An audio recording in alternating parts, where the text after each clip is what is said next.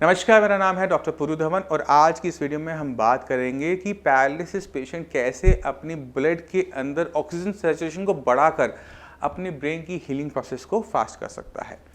Oxygen एक ऐसी चीज़ है जो हमारे हर एक लिविंग सेल के लिए ज़रूरी है, हमारे ब्रेन के लिए ज़रूरी है, हमारे हार्ट के लिए ज़रूरी है। कोई आपका गला दबा दे तो कितना घुटन फील होता है, वैसे ही हमारे ब्रेन को रिकवरी करने के लिए इस ऑक्सीजन की ज़रूरत पड़ती है, क्योंकि इसी की कमी की वजह से हमें पैरालिसिस हुआ था। तो थोड़ा सा पैरालिसिस की कंडीशन पे जाते हैं, देखते हैं कि कैसे ऑक्सीजन नहीं मिली और आपको पैरालिसिस हुआ। पैरालिसिस होने के सबसे बड़ा कारण होता है ब्रेन स्ट्रोक, यानी ब्रेन में किसी टाइप का नुकसान होना, एक्सीडेंट होना। अब अक्सर ये कैसे होता है कि आपके ब्लड में कोई खून का थक्का किसी बड़ी आर्टरी में जाके फंस जाता है, जिससे आगे ब्लड सप्लाई रुक जाती है और आगे वाले ब्रेन की टिश्यू को ऑक्सीजन नहीं मिल पाती, क्योंकि उसे ब्लड नहीं आ पा रहा होता। तो बिना ऑक्सीजन के, बिना खाने पीने के वो ब्रेन कैसा मर जाता है। दूसरे टाइप का जो ब्रेन स्ट्रोक होता है वो है ब्रेन हैमरेज, यानी आपके दिमाग के अंदर जो वेसल थी, जो ब्लड ले जा रही थी, वो फट गई। अब लीकेज हो गई ब्लड की, तो आगे वाला सप्लाई रुक गई, क्योंकि सारा ब्लड तो कहीं पीछे ही रह गया, आगे तो जा नहीं पाया। और जहाँ पर वो फैला वहाँ पर भी उसने ऑक्सीजन सप्लाई को हिंड्रेंस पैदा की, वहाँ पे ऑक्सीजन सप्लाई नहीं होने दी। तो हम क्या देखते हैं, बिना ऑक्सीजन के ब्रेन का टिश्यू मर जाता है।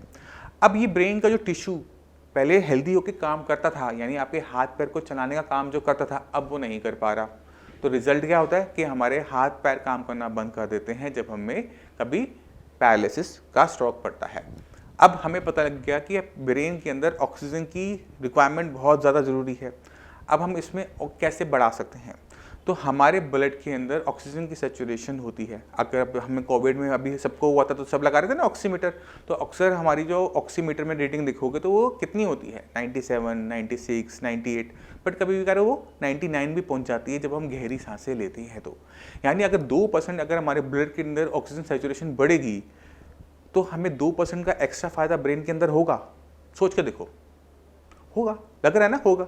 तो हम एक छोटा सा काम करेंगे कि हम ऐसी एक्सरसाइज को अपने अंदर डेवलप करेंगे जिसके अंदर हमारी ब्रीथिंग की वजह से हमारी ऑक्सीजन सैचुरेशन बनी रहे हाई लेवल पे, जिससे हमारे ब्रेन को हील होने में हेल्प मिले। और इसमें सबसे अच्छा काम करता है, आप सभी को पता है मैं क्या बोलने वाला हूँ, अनुलोम विलोम, प्राणायाम, कपालभाति। अगर आप पैरालिसिस के पेशेंट हो, आप चल नहीं सकते, बट आप बैठे बैठे, लेटे लेटे भी ये छोटी छोटी एक्सरसाइज कर सकते हो। डीप ब्रीथिंग,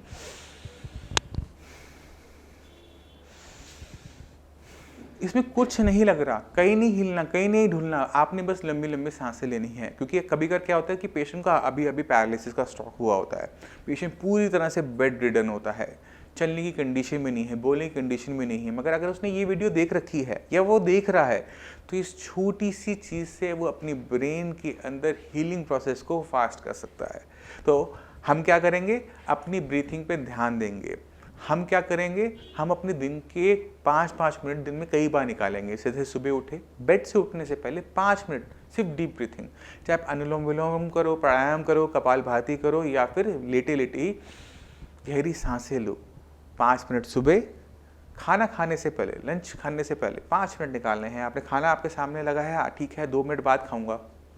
आपने टेबल पे बैठे बैठे, चेयर पे बैठे बैठे आपने फिर 2-3 मिनट जो निकाले, आपने डीप ब्रीथ की, उसके बाद खाना खाना शुरू किया। इसी तरह से रात को सोने से पहले या दोनों खानों के बीच में, जब आपको लगता है कि आप थक गए हो, अब करने का मन नहीं है, अब मैं अपने शरीर से परेशान हो गया हूँ, तो भी आप अपनी ज़िंदगी के 5 मिनट निकाल कर अपनी ब्रेन के अंदर ज़्यादा ऑक्सीजन पहुँचा सकते हो, सिर्फ गहरी सांसें लेके। अब ऑक्सीजन सेचुरेशन बढ़ेगी 2%। अब कईयों को लगता है यार 2% ही तो है, 2% से क्या होता है, मगर अगर ब्रेन से पूछो वो 2% क्या मायने रखता है, वो आपको बताएगा। अगर सेचुरेशन 2% नीचे चली जाए नॉर्मल से, यानी आपकी 97-96 जो सेचुरेशन रहती है वो 94 भी चली जाएगी ना, तो आपकी सांसें उखड़नी शुरू हो जाती है। तो हमें 2% पे बहुत फ़र्क पड़ता है हमारी बॉडी को, तो इसी वजह से हमारे बहुत फ़र्क पड़ता है हमारे ब्रेन को। अगर आप किसी घुटन वाली जगह पे बैठे हुए हो तो आपका ब्रेन चलना बंद कर देता है, क्योंकि उसको ऑक्सीजन नहीं मिल पाती। और एक और मज़े की बात बताता हूँ, हमारी बॉडी में जितनी ऑक्सीजन ब्रेन यूज़ करता है, जितनी एनर्जी हमारा ब्रेन यूज़ करता है, वो कोई नहीं करता। हमारे ब्रेन का जो वेट होता है तकरीबन वो 1.5 किलो के आसपास होता है, बट वो हमारी बॉडी में 40% से ज़्यादा एनर्जी और 40% से ज़्यादा ऑक्सीजन कंज्यूम करता है, क्योंकि सबसे ज़्यादा काम करने वाला ऑर्गन हमारा ब्रेन होता है। तो अपनी ब्रेन को ऑक्सीजन देने के लिए, उसको थोड़ा सा रिलैक्स करने के लिए, छोटी मोटी जो अनुलोम विलोम प्राणायाम कपालभाति जैसी बेसिक एक्सरसाइज, डीप ब्रीथिंग जैसी बेसिक एक्सरसाइज आप अपनी रूटीन में ऐड करेंगे, इससे आपको पैरालिसिस को रिकवर करने में बहुत ज़्यादा हेल्प मिलेगी। अब मैं चाहता हूं कि आप कुछ पैरालिसिस के पेशेंट से मिले कि जिन्होंने बहुत अच्छी रिकवरी ली है जब वो साई संजीवनी से जुड़े, क्योंकि आपको ये समझना ज़रूरी है कि आपकी छोटे छोटे एक्शन आपकी बॉडी पे डायरेक्ट इम्पैक्ट डालते हैं। आपको गहराई से हर चीज़ को समझना पड़ेगा, क्योंकि मैं जानता हूं कि इस टॉपिक पे शायद ही किसी ने वीडियो आपको दी होगी या आपको इसके बारे में नॉलेज होगी, मगर जब आप इसे यूज़ करना स्टार्ट करेंगे तो आपको कुछ ही महीनों में अपनी बॉडी के अंदर चेंजेस दिखने शुरू होंगे। अगर फ़ायदा नहीं भी हुआ तो नुकसान तो नहीं होगा, ये तो हम जानते हैं। तो प्लीज़ इसको अपने ऐड कीजिएगा। आप पेशेंट से मिलिए, फिर मिलते हैं अगली वीडियो में। नमस्कार, मेरा नाम है डॉक्टर पुरु धवन और आज हमारे पास एक पेशेंट ऐसे हैं जिनको क्लॉट आया था राइट साइड में। राइट साइड ब्रेन में क्लॉट आने की वजह से इनका left side of body paralyse हो गया था। कंडीशन कुछ ऐसी थी कि जब हमारे पास आए तो चल तो लेते थे, मगर हाथ की जो फिंगर्स थी वो बिल्कुल क्लॉ फॉर्म में थी, बिल्कुल मुड़ी हुई थी, खुलती हुई थी और हाथ उठता नहीं था। तो चलते हैं पेशेंट के पास और देखते हैं कि पेशेंट को कितना इंप्रूवमेंट मिला 1 महीने के साई संजीवनी के ट्रीटमेंट। तो लक्ष्मी जी, आपको ये दिक्कत कब शुरू हुई थी, कब हुआ था पैरालिसिस का अटैक? मेरे को हुआ था सर होली वाले दिन सुबह 8:15 8/8 20 मार्च को। 20 मिनट। और तब क्या दिक्कत हुई थी? तब सर मैं आके सिर्फ काम पे से 8 बजे आके 8:15 बजे खड़ा हुआ था, सिर्फ चाय पी थी मैंने। अच्छा। चाय पीने के बाद मेरे हाथ में और पैर में एकदम सरसराहट सी महसूस हुई। मैं ये चाय लेके आई थी, मैंने चाय पी थी। मैंने उनसे कहा, मेरे को कुछ अजीब सा महसूस हो रहा है। तो मेरे से बोली क्या हुआ? मैंने कहा मेरे को कुछ अजीब सा महसूस हो रहा है। मैंने कहा मेरे हाथ और पैर में चींटियाँ से चल रही हैं। अच्छा। तो इतनी देर में तो मैं लड़खड़ा के गिर पड़ा था। अच्छा। तो इन्होंने संभाल लिया। मेरा बेटा था, मेरी बेटी थी, उन दोनों घर। तो स्कूटर पर बैठा के मुझे RMN ले गए थे। तो वहाँ जाके मेरा ट्रीटमेंट चला था 4 दिन। उसके बाद उन्होंने मेरे को डिस्चार्ज कर दिया।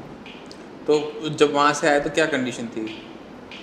उस समय तो मैं लेफ्ट हैंड साइड पूरी अनकॉन्शियस थी, कोई मतलब मेरे फेस वगैरह पे, आँख वगैरह पे पूरा लेफ्ट साइड हो चुका था। वॉइस भी चली गई।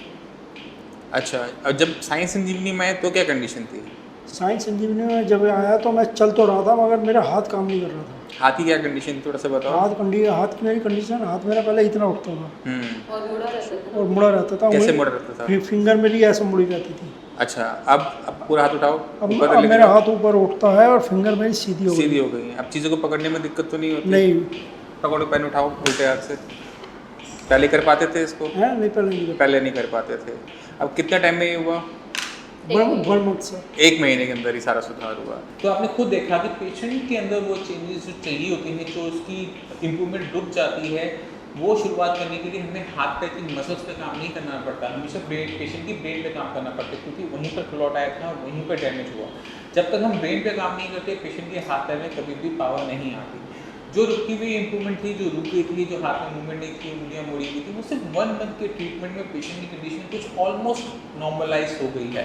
अभी 1 महीना हुआ है, अभी हम थोड़ा सा और आगे चलेंगे, 2-3 महीने का कोर्स करेंगे, उसके बाद मुझे नहीं लगता कि आपको और ट्रीटमेंट लेने की जरूरत पड़ेगी। डॉक्टर साहब मुझे कोई दिक्कत नहीं, मैं 6 महीने की दवाई खा लूँगा, मगर मुझे सही होना। अच्छा, ठीक है। चलिए, इतना लंबा तो नहीं जाएगा आपका, क्योंकि काफ़ी अच्छी इंप्रूवमेंट हो चुकी है। जितनी इंप्रूवमेंट इस महीने आई है, इतनी अगली महीने आ जाएगी, तो आप ऑलमोस्ट हो चुके होगे। अभी सुनने में आया आप बाइक से आए हो, बाइक चलाकर आए हो। पिछले महीने बाइक चलाते थे? नहीं चलाता नहीं, बेटे के साथ में। बेटा मेरा कितने टाइम के बाद आपने बाइक चलाई है?